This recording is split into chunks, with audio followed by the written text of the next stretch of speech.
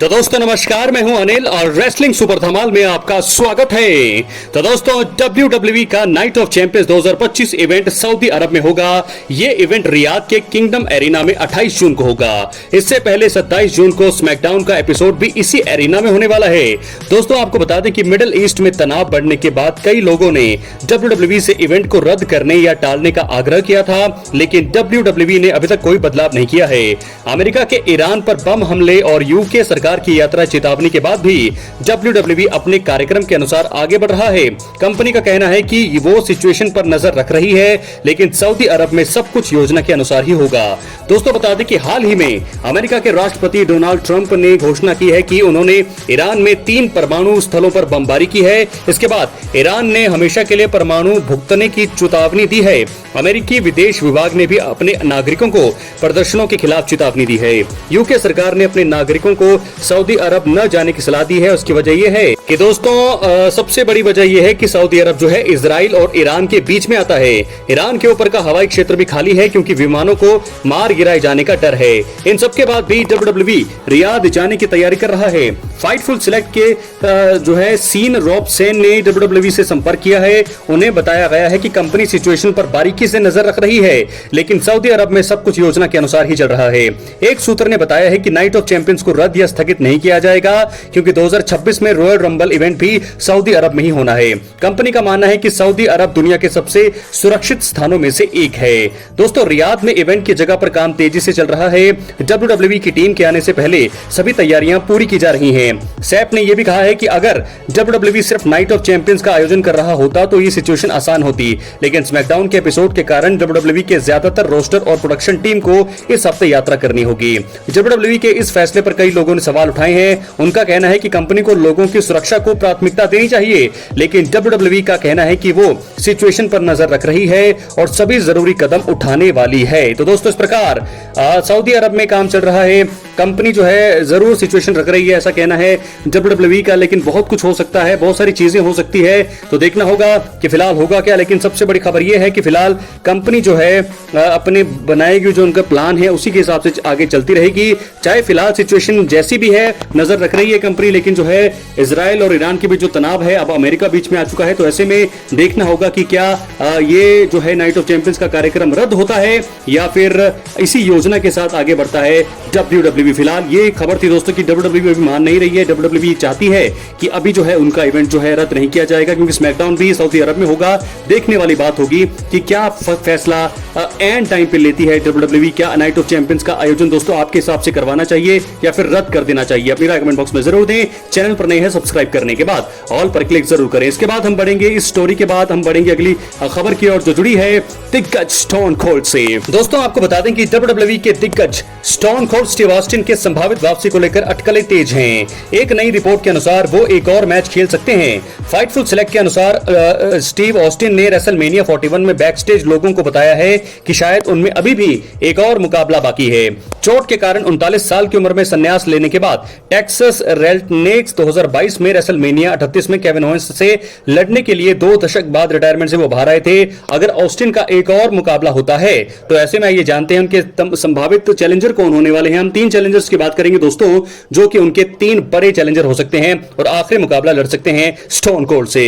58 साल की उम्र है स्टोन कोल्ड की, तो ऐसे में देखना होगा कि अब जो है वो किस प्रकार कैसा मुकाबला लड़ते हैं और अगर एक मुकाबला बाकी है तो वो एक मुकाबला किसके साथ होने वाला है। तो सबसे पहले चैलेंजर हैं, जी हां दोस्तों आपको बता दें, बेस्ट इन द वर्ल्ड के नाम से मशहूर CM पंक। पहला नाम CM पंक का है। ऑस्टिन और पंक के बीच मैच जो है WWE के फैंस के लिए हमेशा से एक सपना रहा है, लेकिन ऐसा लग नहीं रहा था कि ये कभी सच होगा। CM पंक 10 साल तक कंपनी से बाहर रहे और ऑस्टिन भी रिंग में वापस आने के बारे में नहीं सोच रहे थे, लेकिन अब दोनों एक ही समय पर एक ही जगह पर हैं, तो ऐसे में दोनों के बीच मुकाबले की उम्मीदें अब काफी ज्यादा बढ़ गई हैं। तो क्या ऐसे में स्टोन कोल्ड वापसी कर रहे हैं CM पंक के लिए? CM पंक versus stone cold Steve Austin होगा। क्या है आपकी राय? कमेंट बॉक्स में जरूर दें। ये थी पहला हमारी प्रेडिक्शन थी। अब हम बात करेंगे दूसरे सुपरस्टार की। दूसरा सुपरस्टार कौन सा है जो स्टोन कोल्ड के सामने आने वाला है? जी हां दोस्तों, द बीस्ट ब्रॉक लेसनर। दूसरा नाम ब्रॉक लेसनर का है। हैरानी की बात है कि स्टीव ऑस्टिन और ब्रॉक लेसनर ने 2000 के दशक की शुरुआत में कभी भी एक दूसरे का सामना नहीं किया, जबकि वो कंपनी के टॉप पर थे। लेकिन ऐसा होते होते रह गया था। स्टीव ऑस्टिन को बताया गया था कि वे WWE रॉ के एक एपिसोड में ब्रॉक लेसनर से हार जाएंगे। इसके बाद ऑस्टिन कंपनी छोड़कर चले गए थे, इसलिए यह मुकाबला रद्द हुआ।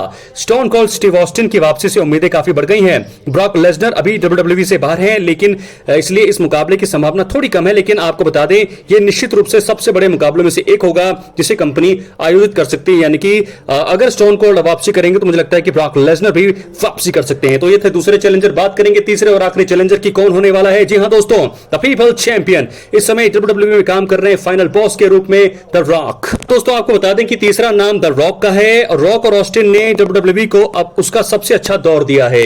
जी हां दोस्तों, दोनों एटीट्यूड एरा में इंडस्ट्री के सबसे बड़े सितारे बन चुके थे। वे कई बार आपस में भिड़े, जिसमें 2003 में ऑस्टिन का रेसलमेनिया का आखिरी मेन इवेंट भी शामिल था।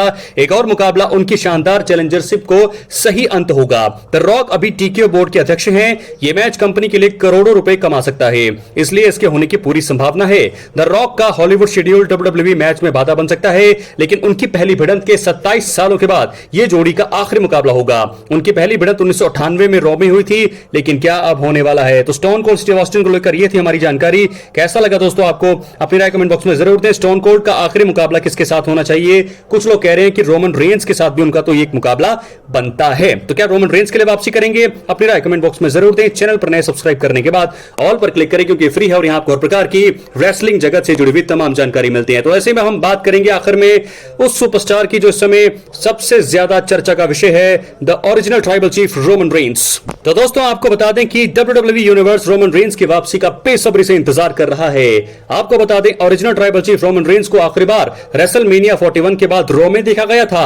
उसके बाद से रोमन रेंस किसी भी स्टोरी लाइन का हिस्सा नहीं रही हैं और वो फिलहाल ब्रेक पर हैं। CM पंक पर भी लगभग उसी समय हमला हुआ था, लेकिन वे पहले ही लौट चुके हैं और अब रेड ब्रांड पर स्टोरी लाइन का हिस्सा हैं। इतना ही नहीं, उन्हें night of champions premium live event में जॉन सीना के खिलाफ टाइटल मुकाबला भी मिला है। इस वीडियो में हम उन 3 कारणों पर चर्चा करेंगे कि क्यों ट्राइबल चीफ रोमन रेंस अभी तक स्पोर्ट्स एंटरटेनमेंट के इस बड़े मंच से गायब हैं। पहला कारण, एक कारण यह है कि WWE दूसरे सुपरस्टार्स को सेथ रॉलिंस के साथ लड़ने का मौका देना चाहता है। सेथ रॉलिंस का ग्रुप कई सुपरस्टार के साथ इस समय लड़ रहा है, जिसमें LA नाइट, पेंटा, सैमी ज़ेन और अन्य शामिल हैं। अगर रोमन रेंस वापस आ जाते हैं तो सबका ध्यान उन पर होता है, इसलिए दूसरे सुपरस्टार्स को चमकने का मौका देने के लिए रोमन रेंस का गायब रहना जरूरी है। शायद इसलिए रोमन रेंस अभी तक WWE में नहीं लौटे हैं। बात करेंगे दूसरे कारण का। दूसरा कारण जो है, ब्रॉन ब्रेकर के स्पीयर को दिखाना है।